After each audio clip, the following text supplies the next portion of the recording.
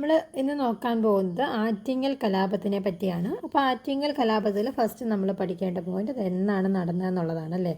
അത് 1721 ഏപ്രിൽ 15 എന്ത് നടന്നത്? ആറ്റിങ്ങൽ കലാപം നടന്നത്. ഡേറ്റ് വളരെ വളരെ ഇമ്പോർട്ടൻ്റ് ആണ്. എപ്പോഴും എക്സാമിന് ചോദിക്കുന്നതാണ് ആറ്റിങ്ങൽ കലാപത്തിൻ്റെ ഡേറ്റ് എന്ന് പറയുന്നത്. 1721 ഏപ്രിൽ 15 ആറ്റിങ്ങൽ കലാപം നടന്നിട്ടുള്ളത്. എന്താണ് ഇനി ആറ്റിങ്ങൽ കലാപത്തിൻ്റെ പ്രത്യേകത എന്ന് ചോദിച്ചാൽ, ഇന്ത്യയിൽ ബ്രിട്ടീഷുകാർക്കെതിരെ നടന്ന ആദ്യത്തെ സംഘടിത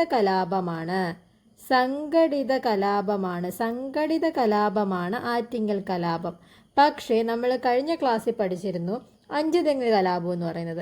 അത് ബ്രിട്ടീഷുകാർക്കെതിരെ ഇന്ത്യയിൽ നടന്ന ആദ്യ പ്രക്ഷോഭം. പക്ഷേ ഇവിടെ ഇങ്ങനെ സംഘടിപ്പിച്ചുകൊണ്ട് അല്ലെങ്കിൽ ഒരു കൂട്ടം ആൾക്കാർ ഓർഗനൈസ് ചെയ്തിട്ടുള്ള ഒരു കലാപമാണ് ഇതെന്ന് പറയുന്നത് ആറ്റിങ്ങൽ കലാപം എന്ന് പറയുന്നത്.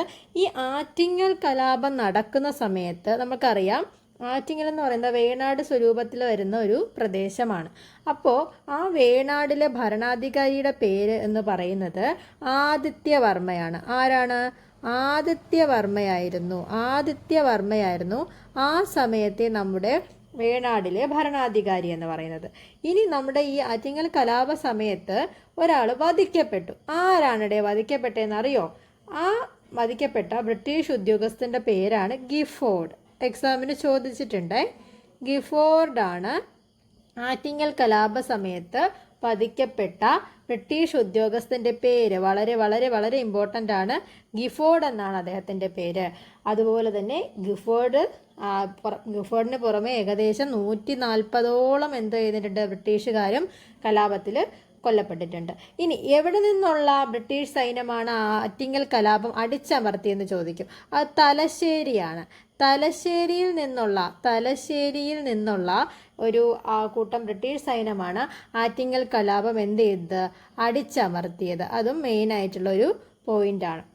ഇനി അതുപോലെ തന്നെ കലാപത്തിൻ്റെ പരാജയത്തെ തുടർന്ന് ബ്രിട്ടീഷുകാരും നെയ്യാറ്റിൻകരയിലെ ഇളമുറ തമ്പുരാൻ എന്ന പേരിൽ മാർത്താണ്ഡവർമ്മയും തമ്മിൽ 1723 ഒപ്പുവെച്ച ഉടമ്പടിയാണ് ഏതെന്ന് പറയുന്നത് വേണാട് ഉടമ്പടി എന്ന് പറയുന്നത്. അപ്പോൾ നമ്മൾ മാർത്താണ്ഡവർമ്മയുടെ ചരിത്രം പരിശോധിക്കുമ്പോൾ നമുക്ക് മനസ്സിലാവും ആ സമയത്ത് ആദിത്യവർമ്മയാണ് നമ്മുടെ ഭരണാധികാരി എന്ന് പറയുന്നത്.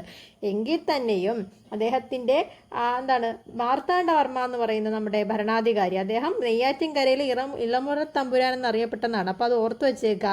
നെയ്യാറ്റിൻകരയിലെ ഇളമുറ തമ്പുരാൻ എന്നറിയപ്പെട്ടത് ആരെയാണ്? നമ്മുടെ മാർത്താണ്ഡവർമ്മയാണ്. അപ്പോൾ അതിൻ്റെ പരാജയത്തെ തുടർന്ന് ബ്രിട്ടീഷുകാരും അതുപോലെ തന്നെ നെയ്യാറ്റിൻകരയിൽ ഇളമുറ തമ്പുരാൻ എന്ന പേരിൽ മാർത്താണ്ഡവർമ്മയും 1723 ഒപ്പുവെച്ച ഒരു ഉടമ്പടി ഉണ്ട്. ഇമ്പോർട്ടൻ്റ് ആണ്. അതിൻ്റെ പേരാണ് വേണാട് ഉടമ്പടി എന്ന് പറയുന്നത്. വേണാട് ഉടമ്പടി. ഓക്കെ, വേണാട് ഉടമ്പടി ഒപ്പുവെച്ചു. വേണാട് ഉടമ്പടിയിൽ ഈസ്റ്റ് ഇന്ത്യ കമ്പനിക്ക് വേണ്ടി ഒപ്പുവെച്ചത് ആരാണ്? അലക്സാണ്ടർ ഓമാണ്. അപ്പോൾ മാർത്താണ്ഡവർമ്മയും പിന്നെ ആരുമായിട്ടാണ് ഒപ്പുവെച്ചത്? അലക്സാണ്ടർ ഓമുമാണ് ഏതിൽ ഒപ്പുവെച്ചത്? നമ്മുടെ വേണാട് ഉടമ്പടിയിൽ ഈസ്റ്റ് ഇന്ത്യ കമ്പനിക്ക് വേണ്ടിയിട്ട് ഒപ്പുവെച്ചത് അലക്സാണ്ടർ ഓമാണ്. പിന്നെ അതുപോലെ തന്നെ മാർത്താണ്ഡവർമ്മയുമാണ്. അപ്പോൾ ഇത്രയാണ് നമ്മൾ എന്തിനെ പറ്റി പറഞ്ഞത്? ആറ്റിങ്ങൽ കലാപത്തിനെ പറ്റി